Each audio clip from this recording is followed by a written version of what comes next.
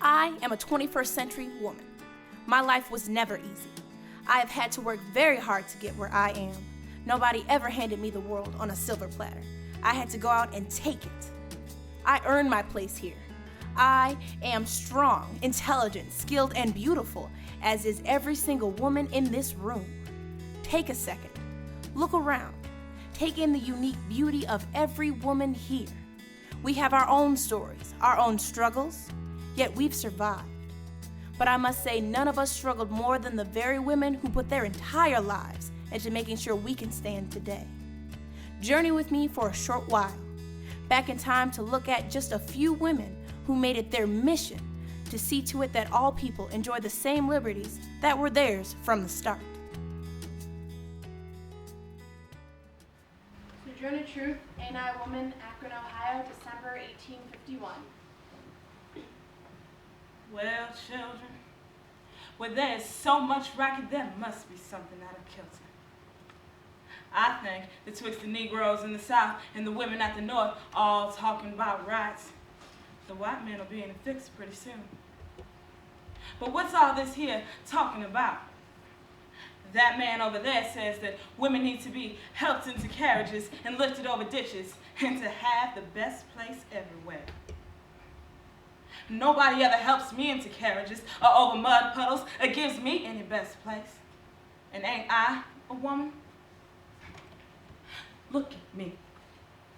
Look at my arms. I have plowed and planted and gathered into barns, and no man could head me. And ain't I a woman? I could work as much and eat as much as a man when I could get it. And bear the lash as well. And ain't I a woman? I have borne 13 children and seen most all sold off to slavery. And when I cried out with my mother's grief, none but Jesus heard me. And ain't I a woman? Then they talk about this thing in the head. What's it they call it? Intellect. Yeah, that's it, honey. What's that got to do with women's rights and Negroes' rights? If my cup won't hold but a pint and yours holds a quart, wouldn't you be mean not to let me have my little half measure full? Then that little man in black there, he says women can't have as much rights as men because Christ wasn't a woman. Where did your Christ come from? Where did your Christ come from? From God and a woman. Man ain't have nothing to do with him. If the first woman God ever made was strong enough to turn the whole world upside down all alone, then these women together ought to be able to get it back and turn it right side up again. And now, they's asking to do it. And then men better let them. Obliged to you for hearing me. Now, old Sojourner ain't got nothing more to say.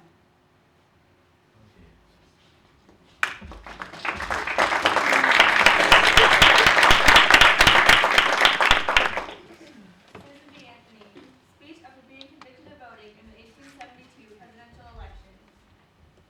Friends and fellow citizens, I stand before you tonight under the indictment of having voted the last presidential election without having a lawful right to vote. It shall be my work this evening to prove to you that in thus doing, I not only committed no crime, but simply exercised my citizens' rights given to me and to all the United States citizens by the national Constitution. We, the people of the United States, in order to form a more perfect union, establish justice, ensure domestic tranquility, and provide for the common defense, promote the general welfare, and secure the blessings of liberty to ourselves and our posterity, do ordain and establish this Constitution of the United States of America. It was we, the people, who formed the Union, not to give the blessings of liberty, but to secure them, not to the half of ourselves and the half of our posterity, but to the whole people, women as well as men. And is it downright mockery to talk to women of their enjoyment of the blessings of liberty while they are denied the use of the only means securing them provided by this democratic Republican government, the ballot? For any state to make sex a qualification which must ever result in the disfranchisement of one entire half of the people, and is a violation of the supreme law of the land. By it, the blessings are forever withheld from women and their female posterity. For them, this government has no just powers derived from the consent of the governed. For them, this government is not a democracy, and it is not a republic. Take, for example, the civil rights law, which I am charged with having violated. Not only are all pronouns in it masculine, but it hinders the rebel man from voting.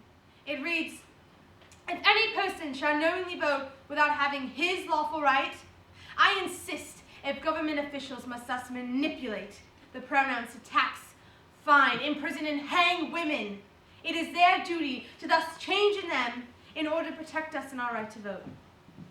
The only question left to be settled now is, are women persons? And I hardly believe any of our opponents will have the hardihood to say they are not. Being persons, then, women are citizens, and no state has a right to make any law or to enforce any old law that shall abridge their privileges or immunities. Hence, every discrimination against women in the Constitution and laws of several states today is null and void.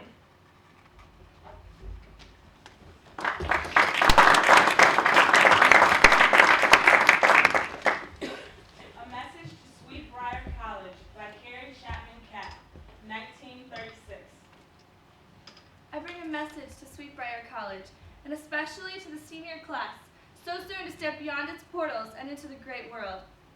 My message comes from millions of women, now mostly past and gone.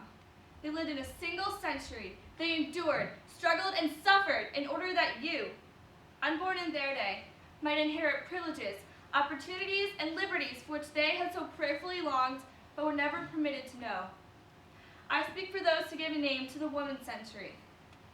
Since it is now behind us, I am able to tell you that it lay between 1820 and 1920 and is the only women's century in the entire history of the human race. The status of women was practically uniform the world around at the beginning of the 19th century. Religion controlled the marriage ceremonies. The bride promised obedience to her husband. This was enforced by law. If she should disagree with him or in any way offend him, he could legally punish her. He could whip his wife if he did not exceed the standards of severity set by public opinion. The law left no doubt on this point. He could drive his wife out of his house into the cold with no food, and the court sustained these acts in both England and America. Codes of law existed everywhere. These stated that upon marriage, all the bride possessed went into the possession of her husband.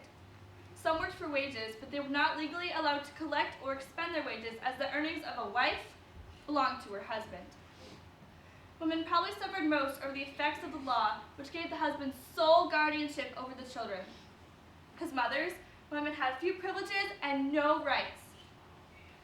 From 1789 to 1822, girls were only permitted to attend schools in the summer when there were not enough boys to occupy the seats. However, private schools soon came to the rescue, and girls eventually learned enough to become acceptable as teachers in country schools and the lower grades in cities. At the beginning of the century, there was probably no school of higher learning for girls in the entire world.